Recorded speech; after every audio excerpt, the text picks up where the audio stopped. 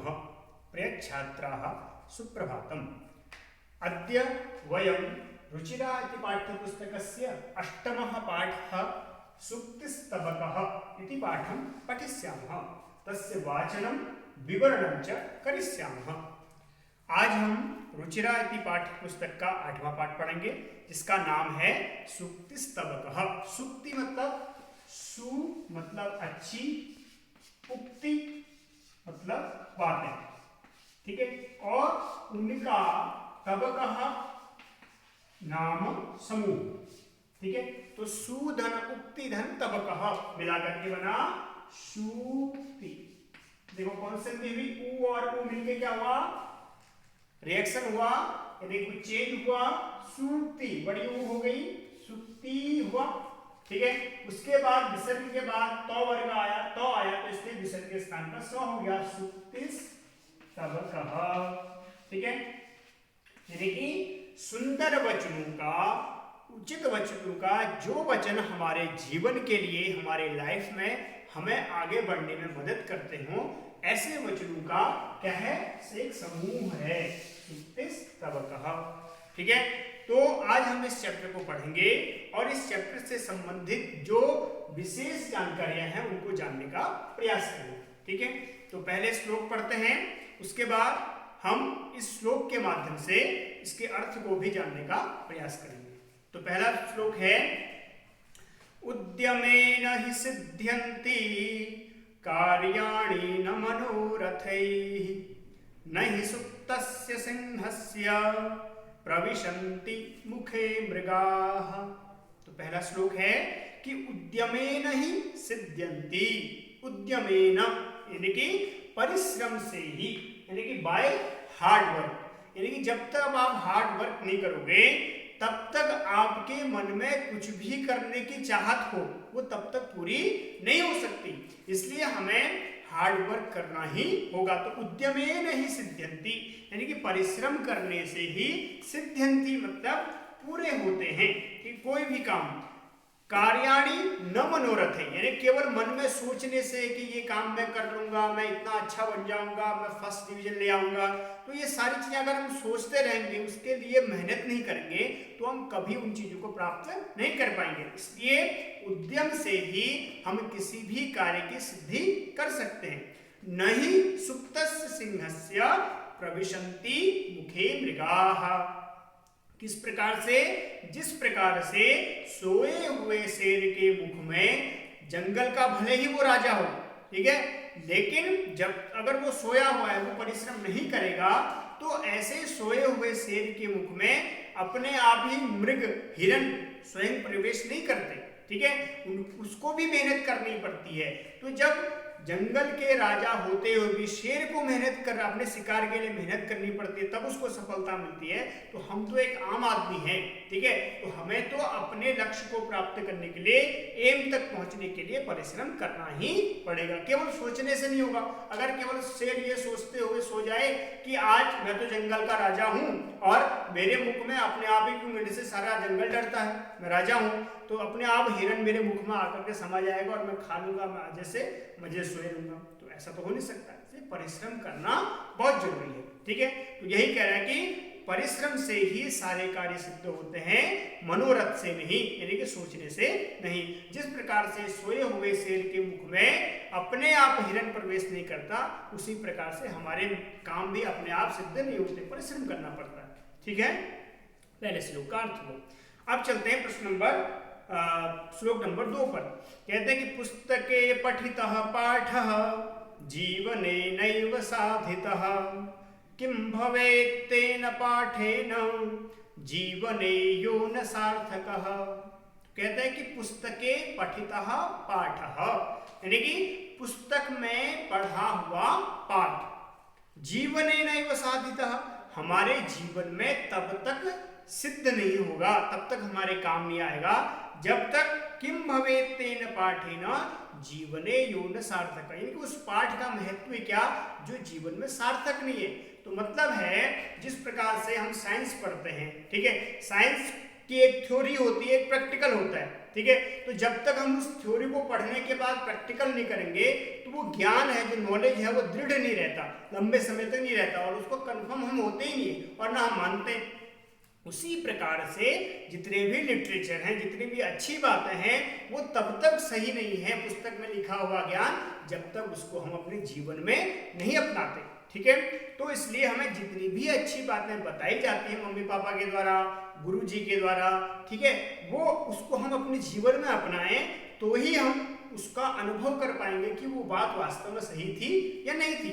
यानी जिस प्रकार से हम साइंस में देखते हैं कि थ्योरी को कब सही मानते हैं, जब वो उसका हम प्रैक्टिकल करते हैं, ठीक है, कि जो थ्योरी में लिखा है वो प्रैक्टिकल करने के बाद अगर सफल हुआ तो थ्योरी ठीक है, नहीं तो थ्योरी गलत है, ठीक है। उसी प्रकार से पुस्तक में चाहे कोई भी ज्ञान लिखा हुआ है, जब तक हम उसको हम लाइफ में अप्लाईमेंट नहीं करेंगे उसका, तब तक उसका कोई महत्व नहीं है, ठीक है। तो इसलिए हमें पुस्तक में पढ़े हुए ज्ञान को क्या करना चाहिए, जीवन में लाना चाहिए, अपनाना चाहिए, तभी उसका कोई महत्व है, नहीं तो उसका कोई महत्व, जीवन में कोई सार्थकता नहीं रह जाएगी। अगला है प्रिय वाक्य प्रदानेन सर्वे तुष्यन्ति मानवाः तस्मात् प्रियम हि वक्तव्यम वचने का दरिद्रता। तो प्रिय वाक्य प्रदानेन, ठीक है, प्रिय मतलब मीठे बोलने से, प्रिय वाक्य प्रदानेन क्योंकि मीठा बोलने से, सर्वे तुष्यन्ति मानवाः, सभी प्रकार के मानव, चाहे वो अच्छे हृदय वाले हों चाहे वो बुरे हृदय वाले हों, ठीक है, चाहे वो सज्जन व्यक्ति हो चाहे वो दुर्जन व्यक्ति हो, दोनों ही प्रकार के मनुष्य क्या होते हैं, संतुष्ट होते हैं। हम सभी देखते हैं हमारे साथ, जब कोई हमारे साथ अच्छा व्यवहार करता है तो हमें अच्छा लगता है कि नहीं लगता है। तो चाहे हम कैसे भी, हम जैसा भी व्यवहार करते हो, लेकिन हमें अच्छा लगता है कि कोई हमारे साथ हमें प्यार से बात कर रहा है, हमारे सम्मान से बात कर रहा है, आप करके बात कर रहा है, तो अच्छा लगता है। लेकिन तो इसीलिए कहते हैं कि तस्मात् प्रियम ही वक्तव्यम, जब हमें अपने लिए इतना अच्छा लगता है तो हमें भी तो दूसरों के साथ वही व्यवहार करना चाहिए जो व्यवहार हमें अच्छा लगता हो, ठीक है। तो आत्मवत् सर्वभूतेषु यह पश्यति स पश्यति, यानी कि अपने जैसा ही हम दूसरे के साथ व्यवहार करें तो कोई बात है। तब कहते हैं कि दूसरी पंक्ति में तस्मात् प्रियम ही वक्तव्यम, इसलिए हमें प्रिय ही बोलना चाहिए, मीठा बोलना चाहिए, ठीक है। वचने का दरिद्रता, अब मीठे बोलने में क्या दरिद्रता दिखानी, किसी को पैसा थोड़ी देना है, बोलना ही तो है, बोलने में क्या जा रहा है। तो जब गलत बोलने में हमारा कुछ नहीं जाता तो मीठा बोलने में थोड़ी कुछ जाएगा, तो और न कुछ लाभ ही होगा, क्योंकि अब हम दूसरे के साथ अच्छा व्यवहार करेंगे तो वो भी तो हमारे साथ अच्छा व्यवहार करेगा, वही हम चाहते हैं। तो इसलिए प्रिय बोलने से सभी प्रकार के मनुष्य संतुष्ट होते हैं, इसलिए हमें प्रिय बोलने में दरिद्रता नहीं दिखानी चाहिए, कंजूसी नहीं करनी चाहिए, ठीक है। तो अगला श्लोक कहता है कि गच्छन् पिपीलको याति योजनानां शतान्यपि अगच्छन् वैनते योपि पदमेकं न गच्छति। अब इसमें परिश्रम की बात करें, चींटी के बारे में हम सभी जानते हैं। गच्छन् पिपीलकः याति, यानी कि चलता हुआ चींटा या चींटी योजनानां शतान्यपि, यानी कि कितने योजन, 4 कोसों तक चले जाती है, लगभग 12 किलोमीटर तक आगे बढ़ जाती है, ठीक है। चलते, बहुत छोटी सी चींटी है, बहुत छोटे छोटे कदम है, लेकिन वो निरंतर चलती रहती है, ठीक है। तो चलते चलते 4 कोसों यानी हजारों कोसों तक वो पहुंच जाती है। लेकिन अगच्छन् वैनते योपि, और न चलता हुआ जो गरुड़ है, पदमेकं न गच्छति, वो सोचता है कि मैं तो उड़ सकता हूँ, और इसी बात पर बैठा रहता है, तो वो कहीं नहीं पहुंच पाता, अपने ही स्थान पर रह जाता है, ठीक है। तो इसलिए हमें अपनी दृढ़ इच्छा शक्ति को मजबूत करना होगा, इच्छा शक्ति को मजबूत करना होगा। भले ही हमारे छोटे कदम हैं, लेकिन रोज थोड़ा करेंगे तो एक दिन वही कार्य हमारा बहुत हो जाएगा। और अगर हम सोचेंगे मैं तो एक दिन में बहुत कुछ कर लूंगा और एक ही दिन में सब कर लूंगा, तो ये गलत है, ठीक है। रोज थोड़ा करेंगे तो एक दिन एकदम क्या होगा, बर्डन भी नहीं पड़ेगा और हमारा काम भी होता रहेगा। जिस प्रकार से चींटी के छोटे छोटे कदम होते हैं, लेकिन वो छोटे छोटे कदमों से ही क्या कर जाती है, कोसों दूर तक पहुंच जाती है। और जो गरुड़ सोचता है कि मैं तो क्या कर सकता हूं, उड़ करके एक ही दिन में सब कुछ कर सकता हूं, तो ऐसा गरुड़ न चलता हुआ भी एक भी कदम नहीं चल पाता, ठीक है। तो इसलिए हमें गरुड़ की तरह नहीं बनना है, परिश्रम के नाते हमें चींटी की तरह बनना है जो रोज थोड़ा थोड़ा परिश्रम करती है, ठीक है। तो हमें भी प्रतिदिन परिश्रम करना चाहिए। एक ही दिन, जैसे कि हमारा एग्जाम है, ठीक है, अब एग्जाम में हमने सोचा कि एग्जाम के दिन हम सब कुछ पढ़ लेंगे, तो एक दिन में सब कुछ पढ़ने से ही थोड़ा सब कुछ आ जाएगा। अगर हम सोचेंगे कि 5 दिन का खाना हम एक ही दिन में खा लें, तो क्या वो हमारे शरीर में लगेगा? हो सकता है कि और भी उससे नुकसान हो जाए। तो इसलिए रोज थोड़ा पौष्टिक आहार खाएंगे तो हमारा शरीर पुष्ट होता है। उसी प्रकार से रोज थोड़ा पढ़ने से हमारी बौद्धिक क्षमता बढ़ती है, ठीक है। तो हमें थोड़ा परिश्रम रोज करना चाहिए, एक दिन के परिश्रम करने से अच्छा, ठीक है। तो यही बात इसमें बताने का प्रयास किया गया है।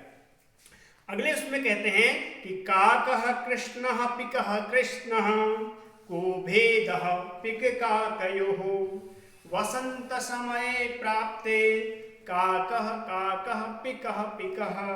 ठीक, तो कहते हैं कि काकः कृष्णः, कौवा काले रंग का होता है, पिकः कृष्णः, कोयल भी काले कलर की होती है, लेकिन को भेदः पिक काकयोः, लेकिन कौवे में और कोयल में भेद कैसे पता चले?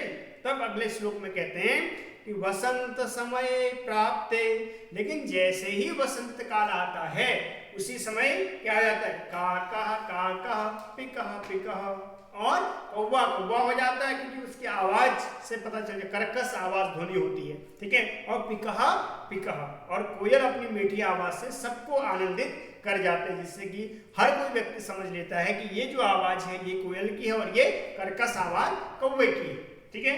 तो इसलिए हमें कोयल बनना है, ठीक है।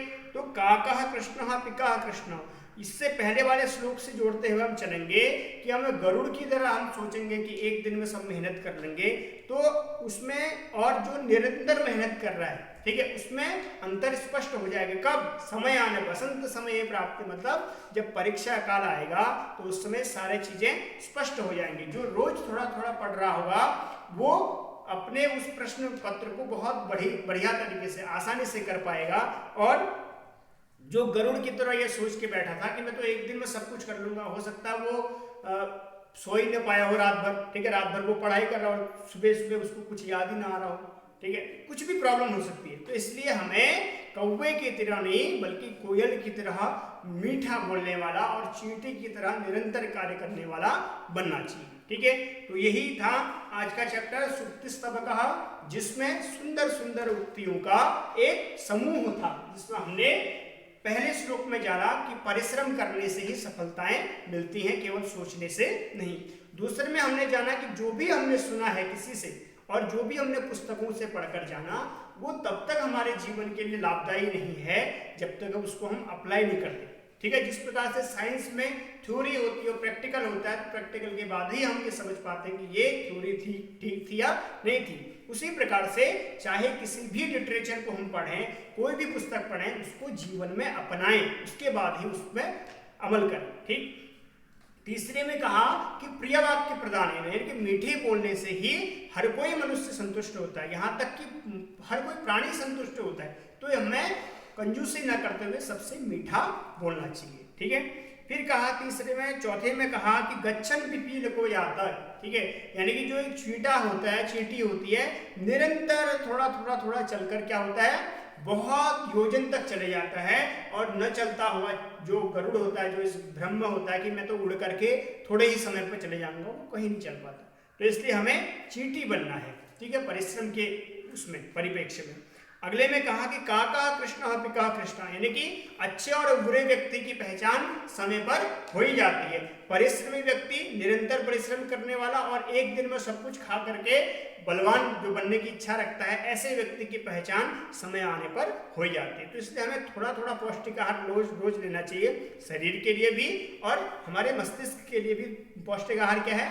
जो हम पढ़ाई करते हैं, ठीक है। तो एक ही दिन में सब कुछ न पढ़ें, रोज थोड़ा पढ़ेंगे तो आपका मन भी स्वस्थ रहेगा, तन भी स्वस्थ रहेगा, और आपका जो परिणाम होगा वो भी बहुत अच्छा आएगा। तो इसी के साथ आज का यह चैप्टर समाप्त करते हैं। कल पुनः इस चैप्टर से संबंधित अभ्यास को लेकर आपके बीच उपस्थित होंगे। तब तक के लिए भवतां दिनम शुभम भवतु।